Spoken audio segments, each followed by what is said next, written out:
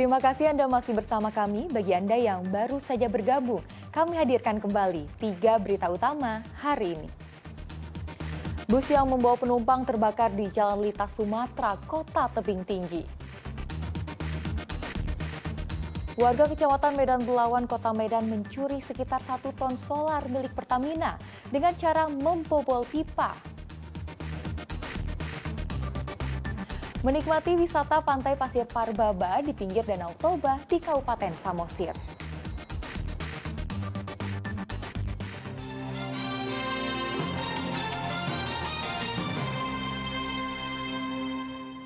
Kita ke informasi selanjutnya. Warga Kecamatan Medan Belawan, Kota Medan mencuri sekitar 1 ton solar milik Pertamina dengan cara membobol pipa. Akibat pencurian itu, pihak Pertamina merugi hingga ratusan juta rupiah. Puluhan personel Brimob Polda Sumatera Utara dikerahkan ke lingkungan 8 Kampung Kurnia, Kecamatan Medan Belawan, Kota Medan pada Selasa lalu. Polisi mendatangi rumah maupun gudang tempat penyimpanan bahan bakar solar hasil curian dari pipa saluran Pertamina. Pengerahan personil Brimob ke permukiman ini menyusul laporan dari Pertamina Sumatera bagian utara atas rusaknya pipa saluran suplai solar ke Belawan diakibatkan pencurian.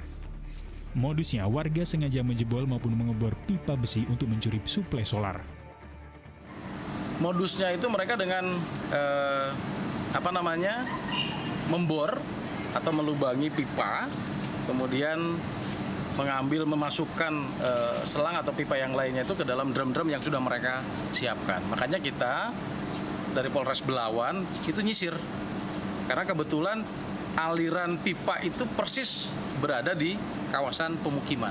Solar curian itu ditampung dalam tong dan jerigen, kemudian dijual kepada penampung. Dari hasil pengerahan pasukan Brimob ke lokasi permukiman pencurian minyak ini, petugas menangkap 4 orang yang merupakan pencuri dan penampung. Dari hasil penggerebekan sebelumnya, polisi menyita ratusan liter BBM solar yang disimpan di dalam rumah warga dengan menggunakan jerigen dan drum.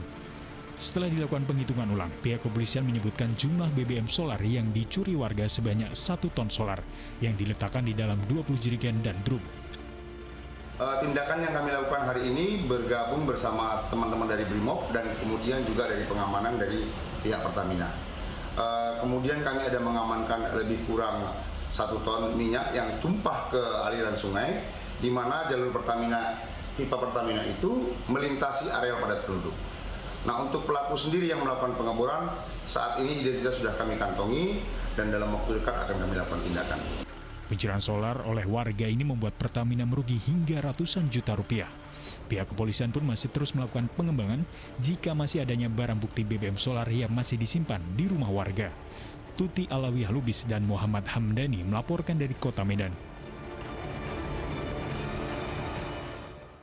Tega, 2 orang pria terekam kamera pengawas sedang mencuri anjing peliharaan milik warga dengan cara diracun dalam makanan di Jalan Pukat 7, Kota Medan pada 31 Desember 2022 lalu. 2 pria yang mengendarai sepeda motor ini mencuri anjing peliharaan seorang warga di Jalan Pukat 7, Kota Medan dengan cara diracun lalu diseret oleh kedua pencuri. Awalnya pencuri terlihat berhenti di depan rumah korban dan berpura-pura berjalan sambil melihat situasi sekitarnya. Kemudian pelaku memberikan makanan kepada anjing yang diduga sudah terlebih dahulu diracun oleh para pelaku. Ketika anjing mulai terpengaruh oleh racun yang diberikan, 1 orang pelaku langsung mengambil anjing tersebut ke dalam halaman rumah korban tanpa ada rasa kasihan. Pelaku kemudian tega membawa anjing curiannya dengan cara menyeret sambil pergi menggunakan sepeda motor. Korban telah melaporkan kejadian ini ke Polsek Percutsei Tuan. Aku lagi beli sarapan, tengok ada orang sini, yang punya rumah ini masih keluar. Nah, terus dia tuh panjat, tak masuk kan, masuk diracuni anjingnya. Terus udah diracuni, diangkat anjingnya ke bawah, diseret-seret sini, ke sana. Ini sekali ini aja lah. Informasi selanjutnya, Jepang Pavilion, sajikan tempat unik nuansa Jepang di kawasan pantai sejarah Kabupaten Batubara. Bagaimana nyamannya berwisata di sana? Berikut liputan lengkapnya.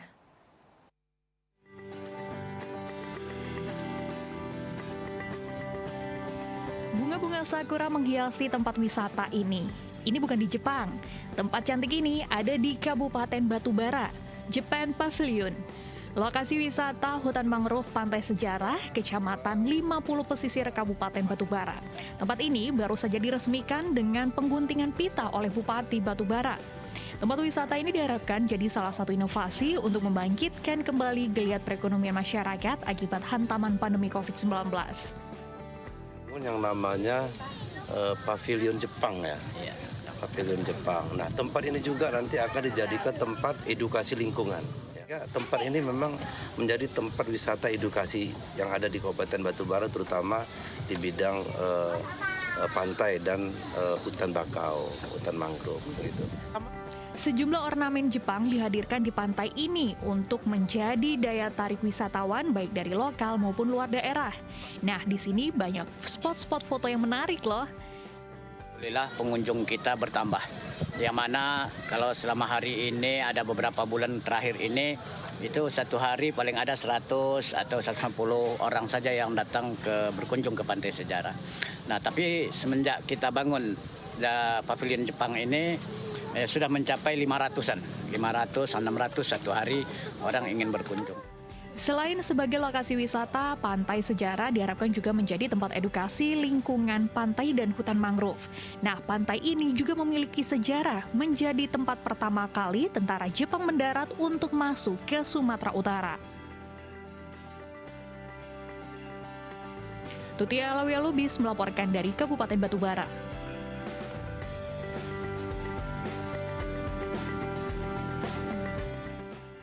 Tak lengkap rasanya jika momen liburan tidak berkunjung ke tempat wisata. Nah, bagi Anda yang ingin menikmati wisata pantai, Anda bisa berkunjung ke Pantai Pasir Putih Parbaba di Kabupaten Samosir. Selain bisa menikmati wisata pantai, Anda juga akan dimanjakan panorama Danau Toba. Pantai Pasir Putih Parbaba di Kabupaten Samosir menjadi destinasi favorit bagi warga yang ingin menikmati liburan tahun baru 2023. Ribuan pengunjung pun datang dari berbagai daerah. Banyak aktivitas yang bisa dilakukan oleh wisatawan di lokasi Pantai Pasir Putih Parbaba yang masuk kawasan wisata Danau Toba ini. Seperti bermain wahana air yakni banana boat di perairan Danau Toba, mengendari motor ATV hingga bermain pasir pantai. Ini main banana boat, terus main karaoke, terus makanannya cukup lumayan enak. Ya, itu kalau yang banyak hiburan, banyak mainan, nah itu yang kita rasakan di daerah sini. Sejak ditetapkan menjadi kawasan strategis pariwisata nasional, tempat wisata di sekitar Danau Toba ramai dikunjungi wisatawan untuk berlibur. Harga tiket masuknya tergolong terjangkau sebesar Rp5.000. Hari ini hampir 3.400 lah. Untuk hari ini ya, sampai sore ini. Selain menikmati berbagai wahana permainan, pengunjung juga dapat berburu kuliner di sepanjang bibir Pantai Pasir Putih Parbaba. Yana Semarang melaporkan dari Kabupaten Samosir. Dan laporan tersebut mengakhiri berita Medan hari ini. Saya Tia Anissa, berterima kasih atas perhatian dan kebersamaan Anda. Selamat beraktivitas dan sampai jumpa.